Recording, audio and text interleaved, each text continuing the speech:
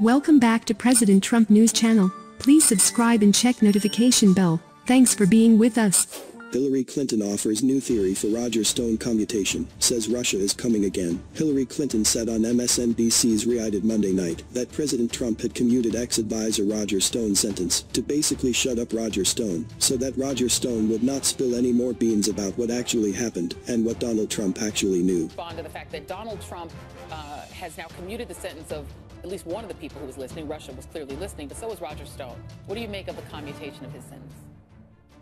Well, I think it's pretty clear that Stone threatened him. He probably threatened him privately, but he also threatened him publicly about what he would say if he had to go to prison. And this is a continuation of the cover-up. It's an ongoing cover-up that Trump and Stone are two of the major participants in to try to prevent us from knowing all of the details about what they actually did in 2016. Some of it was very public. I mean, asking Russia in public to interfere in an American election, but some of it was clandestine, behind the scenes, sending messages, the kinds of things that we know about, and I think much more. So what he did was to use the awesome power of commutation as part of the pardon power of the president to basically shut up Roger Stone, so that Roger Stone would not spill any more beans about what actually happened. This is a continuation of the cover-up, Clinton declared.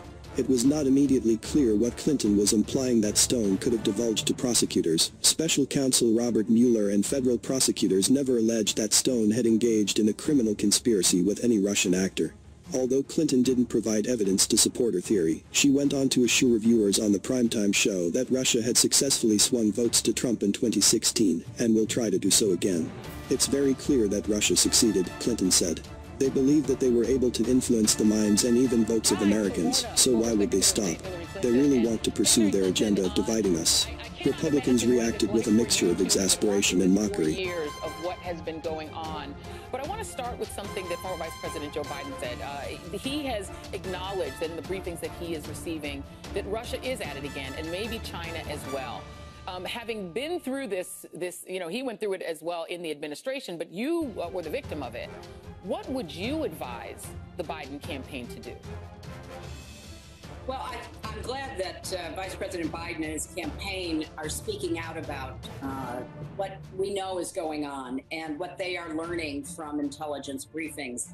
It's very clear that Russia succeeded. They believe that they were able to influence the minds and even the votes of Americans. So why would they stop? They really want to pursue their agenda of dividing us, undermining trust within our country, helping to elect someone who is favorable to their agenda.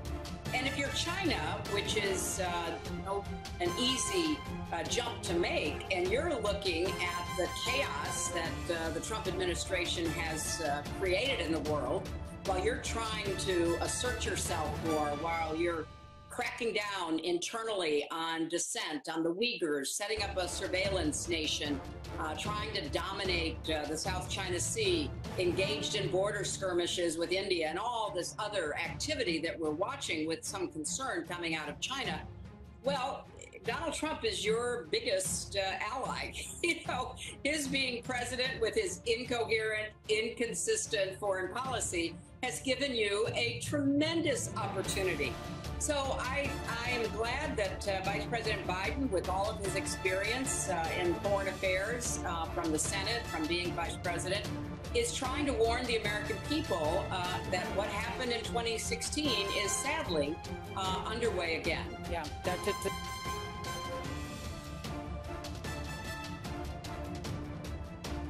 It's rich watching Hillary Clinton talk about accepting the results of an election when she herself still has not accepted the results of the 2016 election, when she lost to @Real Donald Trump, GOP spokesperson Steve Guest tweeted. Clinton also hit Trump for supposedly not speaking out about a report in the New York Times that he had done nothing about intelligence that Russia was placing bounties on the heads of U.S. troops. He still, as President of the United States, has yet to say anything about bounties on American troops, she said. However, Trump and his administration have repeatedly dismissed the Times reporting, claiming the intelligence was unverified. The Russia bounty story is just another made-up-by-fake news tale that is told only to damage me and the Republican Party, Trump tweeted earlier this month. The secret source probably does not even exist, just like the story itself. Trump called on the Times to reveal their source, claiming the story was just another hoax. Separately, Reid also interviewed Joe Biden, who appeared to refer to a voter registration physician at one point in his interview. Republicans quickly mocked that moment as well.